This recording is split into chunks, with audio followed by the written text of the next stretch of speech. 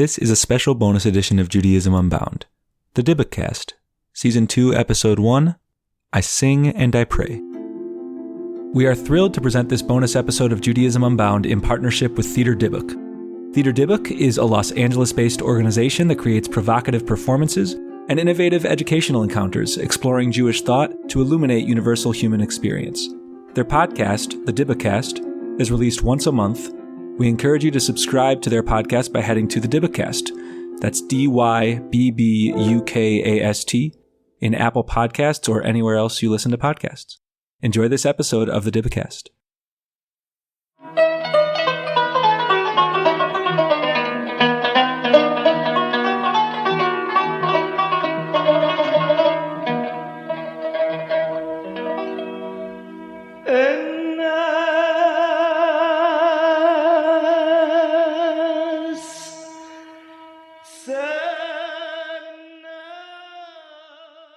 People ask other people about my life and livelihood.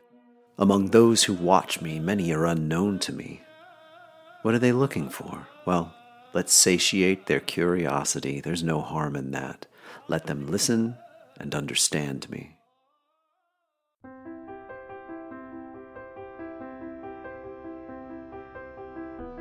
Welcome to Season 2 of the Dybbukast, the show in which we ask, what do poems, plays, and other creative texts from throughout history tell us about the times in which they were written? And what do they reveal about the forces still at play in our contemporary societies? I'm Aaron Henney, Artistic Director of Theater Dybbuk. In this episode, presented in collaboration with the Museum of Jewish Montreal, we will be exploring the life and work of Salomon Amzallag, known by many as Samy Elmaghribi, a Jewish Moroccan musician who was a major star in Morocco and beyond, who also became an important cantor and community leader in Montreal. At the start of the episode, you heard a selection from a song of his, titled in English translation, I Sing and I Pray. Samy's life and his music moves through a broad spectrum of time and space, giving us glimpses into moments in history that shaped generations. And now, the Dybbukast, Season 2, Episode 1, I Sing and I Pray. He was born in Safi in 1922, and his mother passed away when he was 15 years old. His older sister was his second mother to him. His father my grandfather was a tailor. He was a high-end tailor, and he worked for the palace, for the court. But he remembers going at a very young age, going out in the Mela when there was a wedding or festive occasion. Musicians were playing late into the night, so he would just escape from the house and go and sit near the stage and listen to the music. He was enthralled with the music. So this is the beginnings, his first inspirations. That was Yolande Amzallag, one of Samy's children, who is a professional translator and the founding president of the Samy Elmaghribi Foundation, which was created shortly after his passing to preserve and commemorate his musical legacy. She shared with me about her father's life. I was also fortunate to spend time with Dr. Aomar Boum, professor and the Maurice Amado Chair in Sephardic Studies at UCLA. He was able to offer insights into the political and cultural histories that intersect with Samy's experiences. Morocco became a French colony, or to be more specific, a protectorate, French protectorate, in 1912. Why is that important? Because it ushers a period of social transformations, economic transformations, and political transformations. We're interested now here in this conversation on the Moroccan Jewish community. So you have a reorganization of the community beginning in the early years of the colonial period. In the period between the wars, you have what we call the pacification. The French army would go as far as trying to control the rest of the country, with the exception of the northern part, which was under the control of Spain, and the southern part, the desert, which was what was called the Spanish Sahara, which was under the control of Spain also. But it would take until 1934 to have a full control of the whole territories, especially in the south, using the support of tribal leaders. So by 1934, you have what we call the complete, quote-unquote, pacification of the whole country. And then you have the war, World War II. Of course, it's another important event because you have a shift in terms of government within France now to the Vichy government that I think also can be seen as important, not only as far as what kind of policies France implemented during the war, but also how those policies affected Moroccan society at large, Jews and non-Jews.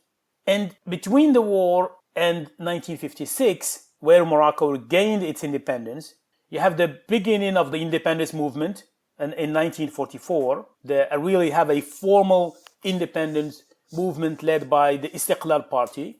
So I think that's also a central event. The national, what we call a national consciousness now, beginning to rise and to emerge around the institution of the monarchy. I also spoke with Dr. Christopher Silver, the Segal Family Assistant Professor in Jewish History and Culture at McGill University and curator at Gramophone.com, a site dedicated to preserving North Africa's Jewish musical past, one record at a time. He began by talking with me about Samy's rise to fame.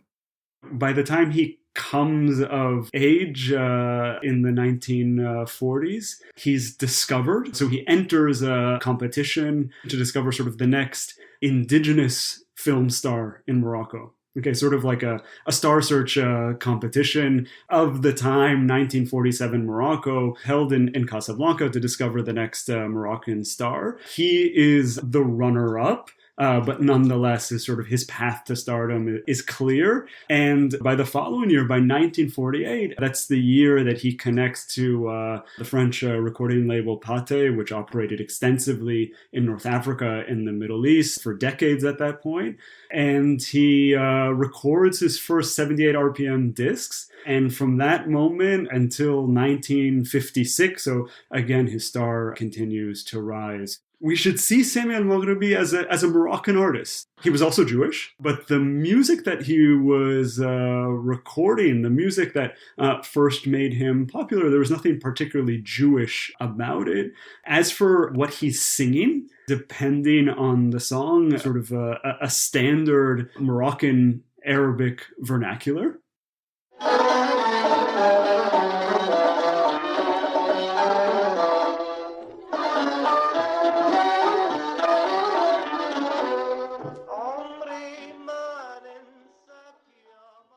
The first hit that he had was the Omri Man Nsek Mama, which is the song about his mom.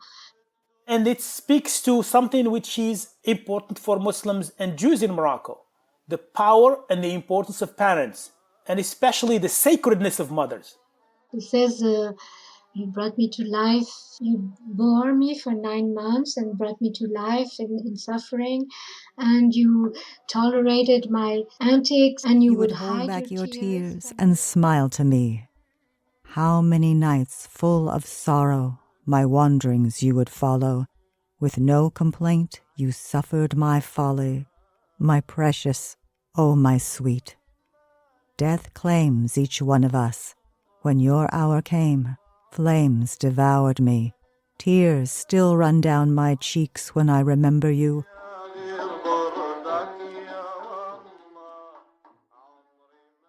He also goes on to found one of the first independent record labels in Morocco, appropriately named Samiphone, after his first name. And he will tour not only across Morocco, France as well, but also in Algeria, where he's incredibly popular. His face, his name, his voice, graces everything from posters advertising his concerts to his name appearing in the press, both in Arabic and in French as well. He's also the voice that you can hear on the radio, not just in terms of his recorded music, but also in terms of the various commercial jingles that he sings as well. So he becomes the voice of any number of brands that we're familiar with that were also quite popular in Morocco at the time. So everything from Coca-Cola to Gillette to Canada Dry to Palmolive. I really believe that there was a coexistence and based on the relations. Judaism and Islam lived side by side. You have people are building social relations that are built on connections, on partnerships, economic partnerships, on social relationships.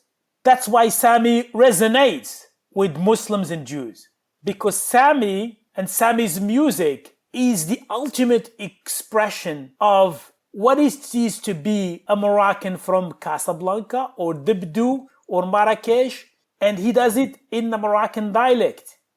I like to think of him from that era, not just one of, if not the most popular artist of the period, not just the voice that defines a decade plus, but someone who really provided this soundtrack to a really pivotal historical moment in Moroccan history. So the moment when France will quit Morocco and Tunisia and eventually Algeria as well. And everywhere at that moment is Samy Elmaghribi. His story connects to these major events, national events. His story, just like the stories of a lot of Jews, and to some extent a lot of Muslims too, it really summarizes those shifts in the sense that he moves to an urban environment, and the themes of his songs reflect also this modern shift. It's not anymore a Jewish community that's being embedded in a traditional economic system that revolves around Jews mostly as peddlers and merchants, to now Jews as part of a transformed economy where Jews have access to other professions. And being a musician, as well as not only at the national level, but also a musician with a North African name, but also with a name that goes beyond North Africa. It is part of also the French audience and the French market. Would the revolution have happened without the music, or was music the revolution itself? Of course, it's hard to say. Part of what I think Samy Elmaghribi enabled for, even with his early music, that we wouldn't listen to it necessarily and say like, oh, this is clearly nationalist, right? It's popular, it's light, but one of the things that it does is it sort of allows Moroccans in the early 1950s to dream beyond where they currently find themselves politically, to sort of dream beyond themselves, to imagine beyond their current circumstances.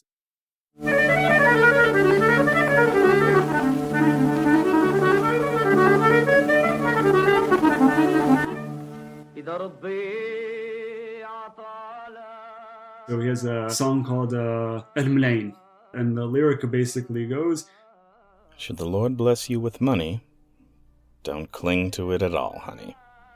Money isn't something to save, for no one takes it to the grave. If I had money today, I would spend it my way. I would seek beauty wherever it is found. I would cross oceans, float on clouds. I would find my beloved with all her splendors. For her, I would build a palace of wonders. With my beloved, I would spend every night in her entangled curls. I would find the light, and in her kisses pure delight. For her, I would spend all the money on earth. Otherwise, what is it worth? Live, sing, and dance, come what may. Joy is the only way.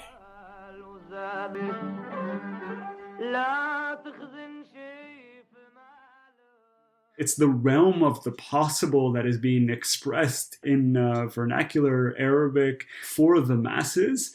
And we know from some of the archival records, from his own personal letters, etc., that people have picked up these lyrics and are using them in various ways. For example, fishmongers in the souk, in the marketplace, using some of these lyrics to call out their customers. So now, is this revolutionary? It's hard to say, but he is providing Moroccans with a certain vocabulary that they're picking up. And certainly when you get into the more explicitly nationalist music, the impact is clear there, because we're also finding that music on the lips of ordinary Moroccans who are repurposing and using it to take pride in what they're doing in that great nation-building exercise of anti-colonial nationalism, independence, etc.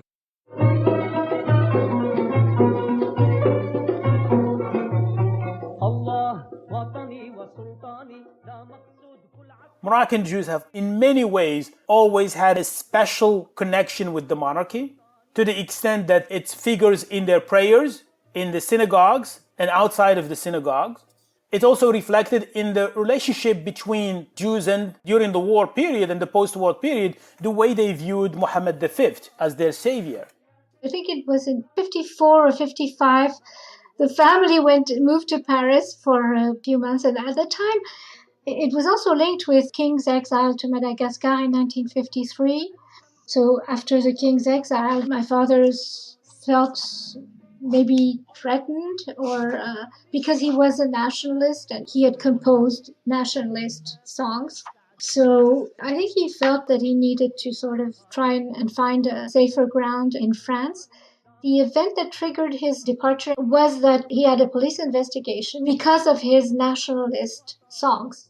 Toward the end of 1955, this is not how historians like to speak, but the writing is on the wall in terms of the end of the French protectorate regime in Morocco. So the French have now entered into negotiations with Sultan Mohammed ben Yusuf, Mohammed V, the very sultan that they had exiled earlier. The French have entered into negotiations with him to bring him back to Morocco, where he's going to not just reign, but rule. He's going to transition from being a sultan to a king. Then in 1955, the king returned from Madagascar, and my father composed that song to welcome him to Morocco. And he says that within a day or two, the song was composed and recorded in one of the Paris cabarets where he used to perform at night, because this was the way he earned a living, was singing at night in a cabaret.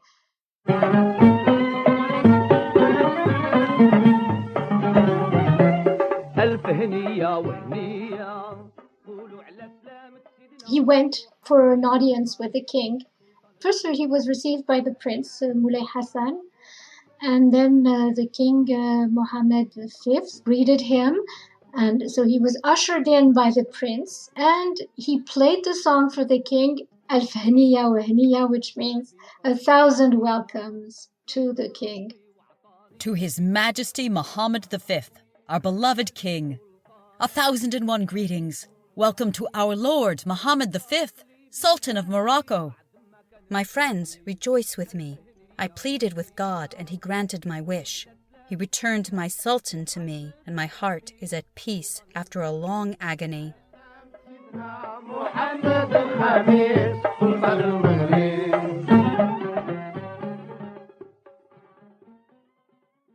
So the king said, well, now, Samy, you must come home.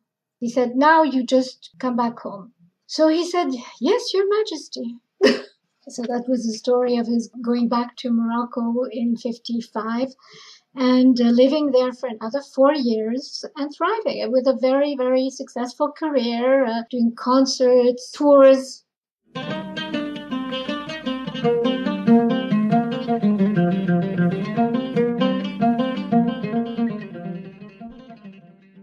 Samy Elmaghribi leaves Morocco in 1959, so that's 3 years after Moroccan independence. Why he does it is a difficult question, because I think, sometimes historians, perhaps who don't always have that sort of lived experience, project a certain politics on departure. The notion is that it was an ideological choice to leave, rather than recognition that the Moroccan economy was in a terrible state. Many had left by 1959, 1960. Something like a third of the total Jewish community had departed at that point. So that's about 90,000 people. I've always thought that the migration of Jews of Morocco was a major loss to Morocco. This is a very educated community because they had access to modern education before the Muslims. I'll give you an example for instance. The design of some of the textbooks, Arabic textbooks, in the post-independent period was done by Moroccan Jews. The writings of even some legal systems was done by Moroccan Jews. So just to show the void that they created. I was only 2 when we left Morocco, but I remember that we, just before leaving Morocco that year in 58 or 59, my father recorded a classical Andalusian, can't say song, it was like a whole piece, it's like a whole nuba. He recorded it with my sisters and my brother in a studio in Morocco. It was probably Radio Maroc. So that was the beginning of a series of recordings that he did with us, with the whole family, with his children.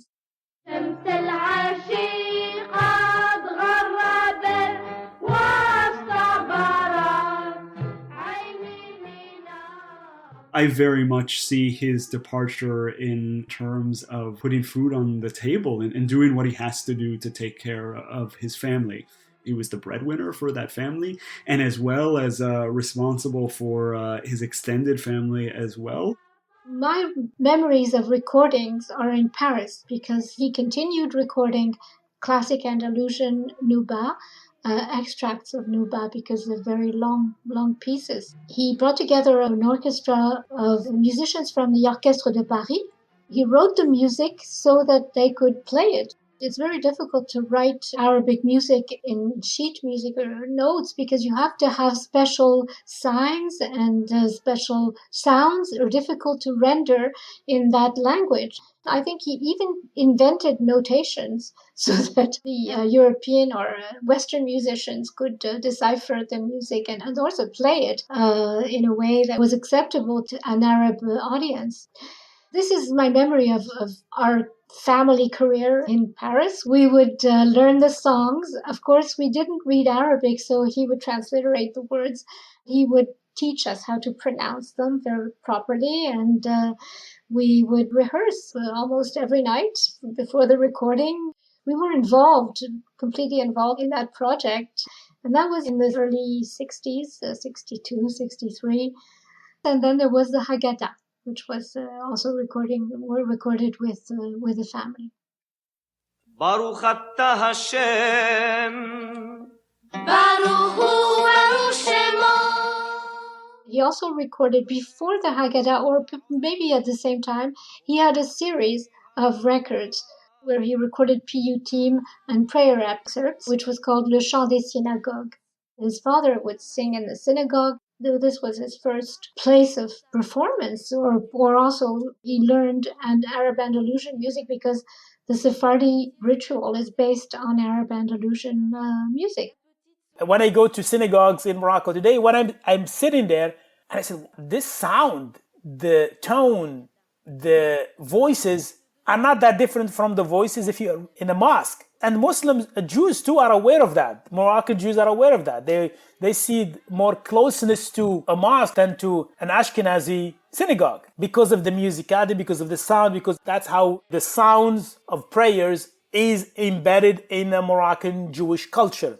There's this incredible thing that happens where these very Jewish spaces in North Africa produce the kings and queens of Arab music. This was his first music school, was a synagogue. He was also called to lead the services at the synagogue in Morocco, in France, everywhere he went. So he was sort of a natural cantor from the beginning, and he was very interested in his Sephardic liturgy, Moroccan liturgy. The musical inspiration could not be dissociated from the spiritual inspiration. Well, of course, there was his nightlife and his life as an artist, but he went to synagogue. He was always an observant Jew. Those two streams ran parallel in his career, but they were never conflictual. There was never a conflict between one and the other.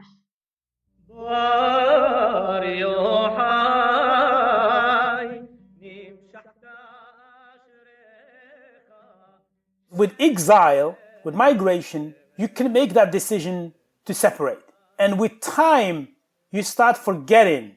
And with the forgetting, that culture and tradition you have in your home, the home of origin, over time it gets to dissipate, to get erased, to be replaced by something else. He felt that there was a world that was disappearing in Morocco. Moroccan Jews were leaving. When we came to Paris, he wrote that song, Ma tibkish ya al-gharib, for immigrants, which means do not cry, stranger, do not cry, foreigner.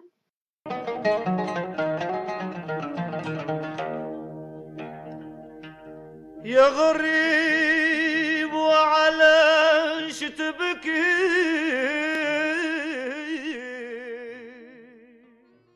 He tried to capture in that song his own experience of feeling cut from his home country.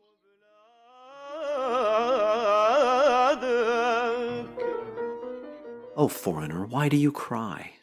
You left your home and your country. Dwelling on your grief will only swell your sorrow. Address your lament to God. He will answer your prayers. Do not cry, foreigner, over the country you left behind. God is near everywhere, and He will answer your prayers. Do not cry over the past. Do not awaken your wounds. Joy will brighten your life again and chase away your sadness. God is near everywhere, and He will answer your prayers. You gave up wealth and ease, such destiny you had not fathomed. You taught the meaning of exile to your family and your children. God is near everywhere, and He will answer your prayers. I think one of the advantages that both Morocco and its Jewish community, including Samy, have had or they continue to have, is that they have never divorced. I think Moroccan Jews, even when they left, I think you have to give Hassan II some credit here, because he really never severed, politically speaking, that relationship. And so he've always considered Moroccan Jews as ambassadors, even when they leave. Samy never lost his Moroccan citizenship, because by law, you always have access to Moroccan citizenship because you don't lose citizenship, whether you're Jewish or Muslim.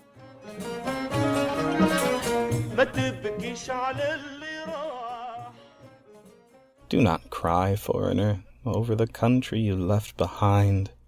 God is near everywhere, and He will answer your prayers. Stirring your woes will do you no good. Look ahead, awaken from your blues. Wherever your life is today, that is where you belong. God is near everywhere, and He will answer your prayers.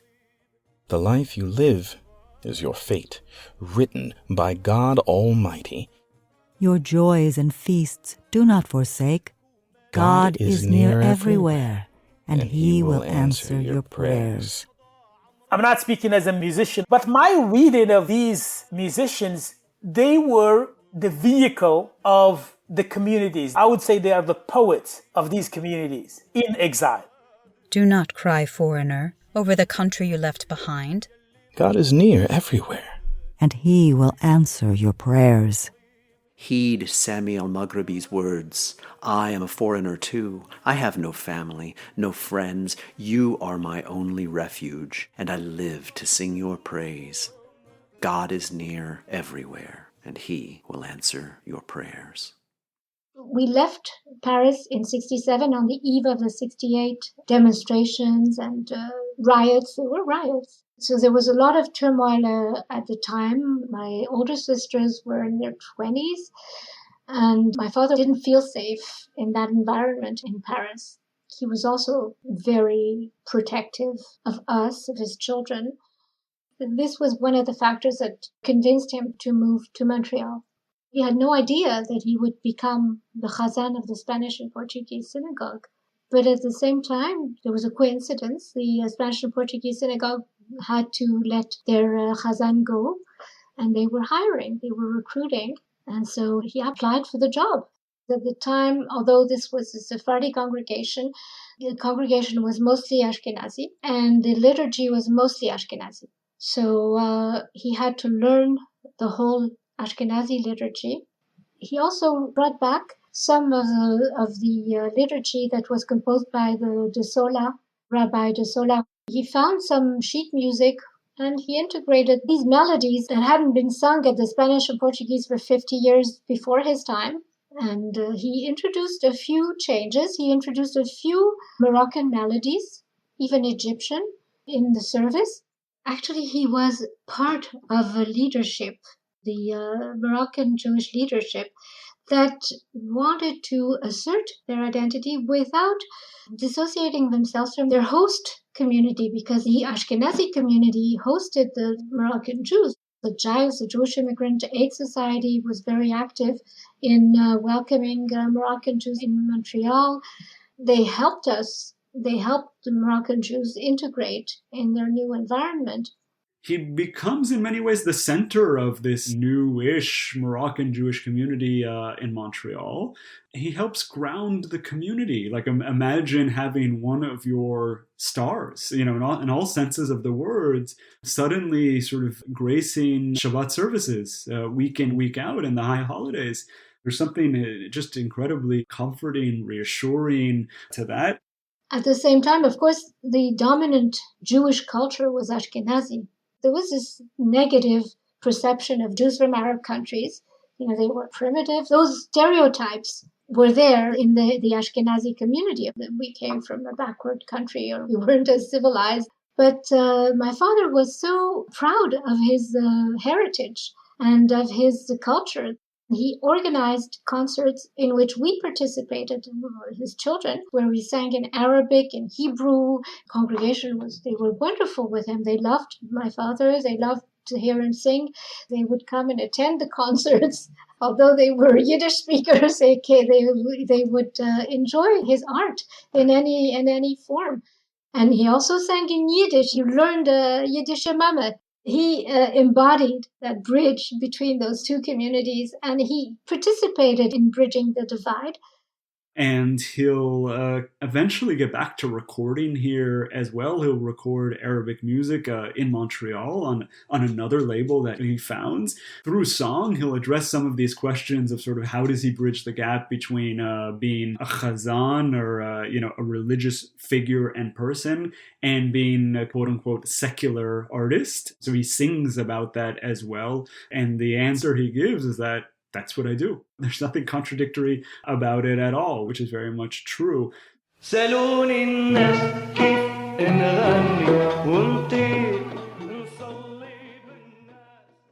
People ask me, how can you be both a singer and a prayer leader? To them I say, never will I forsake my art. I will always worship God and entertain people. He'll have sort of a comeback isn't the right word, but he has this in the 80s. He gives a concert here at the main concert venue in the city. In some ways, it's a full circle moment. It's an energizing moment. Even in sort of like that early-ish stage of his life, right? By the 80s, he's in his 60s at that point. Still got a lot of life to live, of course. And he can look back on just the last few decades and find himself as a pillar of a new community in Quebec and Canada. I think the legacy is I tried to express it in the mission of the Fondation Samy Elmaghribi. The mission of the foundation is to use music as a means to cross all borders, whatever they may be, religious, territorial, or political. The best way to pay tribute to him was to use his music and his musical legacy as a passport, because it's poetry, it's inspiration, and inspiration has no territory, it's free. Thank you for listening to this episode of the Dybbukast, I Sing and I Pray. Readings of English translations of lyrics from Sammy's songs were performed by actors Julie Lockhart, Clay Steakley, Diana Tanaka, and Jonathan C.K. Williams. Thank you to Yolande Amzallag, Dr. Christopher Silver, and Dr. Aomar Boum for sharing their insights. Original English translations were created by Yolande Amzallag, and thanks also to Yolande for providing us with recordings from Sammy's catalog. Our theme music is composed by Michael Skloff and produced by Sam K.S. Story editing is led by Clay Steakley, with support from Julie Lockhart and from me, Aaron Henney. The series is edited by Mark McLean Wilson. Thank you to Lippman Cantor Foundation for Living Torah for supporting this season of the Dybbukast and the show's related resources. Speaking of which, please visit us at theaterdybbuk.org, where you will find links to a wide variety of materials which expand upon the episode's explorations. And if you want to know more about Theater Dybbuk's work in general, please sign up for our mailing list on that same website on the contact page. New episodes are available every second Friday of the month. This episode was presented in collaboration with the Museum of Jewish Montreal. More information about that organization and its work can be found at museumofjewishmontreal.ca. The Dybbukast is produced by Theater Dybbuk.